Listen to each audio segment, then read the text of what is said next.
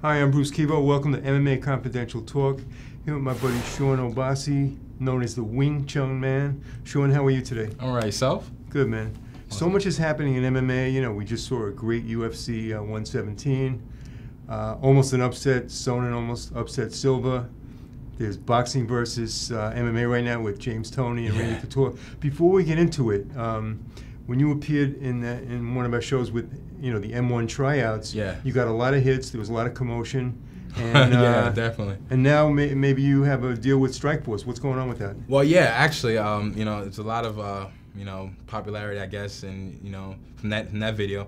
I've been talking to the guys Strikeforce for a while, but recently, I guess, the activities of late has made it even more of a big deal. I actually spoke to Richard Cho. He sent me an email, and he did tell me that now I am considered to be a serious prospect for Strikeforce, which is excellent news for me. So basically right now I'm just waiting, playing the waiting game, and whatever they offer me, I'm just I'm just happy to be a part of the organization. And for those fans who don't know, Richard Cho is the matchmaker for Strikeforce. That's correct. That's a pretty big thing for you. That's huge. Yeah, because Strikeforce is like the #2 organization in the world. Exactly. And you'd be fighting what, 205? Yeah, 205 light heavyweight division. I think that's the weight that I'm most comfortable at. I walk around about 225, so I have no problem getting down 205. And you're training with a lot of different groups. You're training with Phil Nurse. Who else are you training with? I'm training with Phil Nurse in Muay Thai. I'm training at Alliance Jiu-Jitsu and Brazilian Jiu-Jitsu, of course, and of course at Grotto's Wing Chun, where I've been over the last 8 years. So I believe you're combining Jiu-Jitsu and Wing Chun. Yep. I like to call it Wing-Jitsu. Wing-Jitsu. It's a style, the two styles really complement each other really well, When I started using Wing Chun, I found it difficult to deal with wrestlers, but once I learned Brazilian Jiu-Jitsu, it just really blended really well together. So I'm really comfortable and confident that this style could work in the MMA arena against a lot of other styles. Cool. And your former buddy Peter Storm, I'd like to see you guys become friends again, but that's besides the point. What's going on with that fight? Well, obviously, it's going to be canceled now. I am going pro, so fighting in amateur shows is it's behind me. And we got a lot of exciting things happening. It's going to be boxing against MMA, Randy Couture against James Toney. Yeah. And before we get into that, the Silva fight, that was amazing. Absolutely phenomenal. I mean, like Dana White said, that fight was legendary. My jaw was like open throughout the whole fight because you just didn't think that Sonnen was going to be able to do what he did to Silva, and he did it for 4.5 rounds. So for me, what he did was show people that no matter what, no matter who you're going against, if you believe in yourself, you could take the fight to somebody. And he took it to Silva. True, and it also possibly showed a weakness. I mean, I think, absolutely. I think Dan Henderson opened up the weakness that a good wrestler can catch Silva and take him down. Absolutely.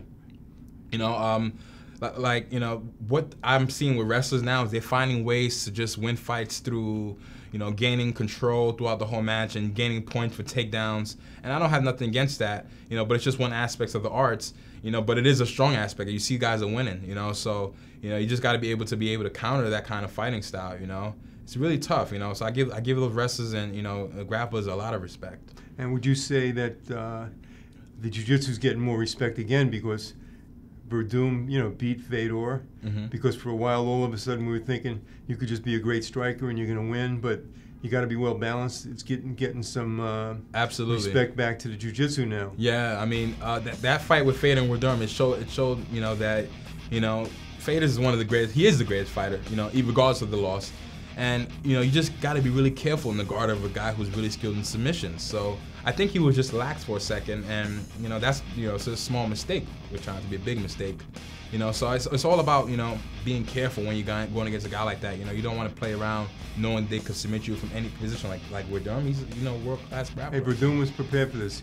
I think one of the fighters that we got to really look out for is John Bones Jones. Absolutely. That guy's like amazing. He is. But getting back to Sonnen and Silva, Sonnen should have had better jiu-jitsu in order not to fall for that, as Renzo Gracie said, a blue belt technique, as you mentioned. Absolutely, yeah. He should not have been caught with that. Yeah. I mean, like that move is really simple, and it's really simple to counter. But the whole thing is it happens in a split second. In a split second, it can be over. Because once that triangle choke is locked, I haven't seen anybody get out of a locked triangle choke actually. So, you know, you got to be really careful. And I think that his Sonnen's wrestling and jiu-jitsu is fine. I just think the fact that, you know, it was getting so close to the end, probably he just got a little lax for a second, and that's all it took, you know. And Silva was looking for that. And with regards to James Toney and Randy Couture, this is in a sense MMA versus boxing. It's a lot of pressure on Randy and a lot of pressure on James. What are your thoughts on this? Well, you know, it definitely is a lot of pressure to them, you know, both representing two different sports, boxing and MMA. I think more so the pressure's on James Toney. I mean, this guy, he's never had an MMA fight before. Randy Couture's experience, it's in his field. It'll be the same as if you try to take Randy Couture and put him in the boxing ring. I would put my money on James Toney. So I definitely think Randy Couture has the upper hand on this one. And, you know, I wish James Toney the best of luck. I hope he, you know, definitely makes the fight a fight, you know. I think you're correct that Randy's got the upper hand, but if James Toney hits it before Randy gets his move, one to the coconut, that's it. That's all it takes. So, you know, you just got to be careful. I think he's got to do what he does best, which is control and, you know, grapple. Yeah. And I think he'll have, you know, walk in the park with Toney. Any final words before we close out the show, man? Well, you know, definitely, I want to give a message to all my future opponents. You know, if you guys think you're going to use me as a stepping stone to make a name for yourself, think again, because I'm coming for you. Hey, thank you, Shawn. Thank you. I'm Bruce Kivo from MMA Confidential TALK. You heard it first, and we'll see you at the fights.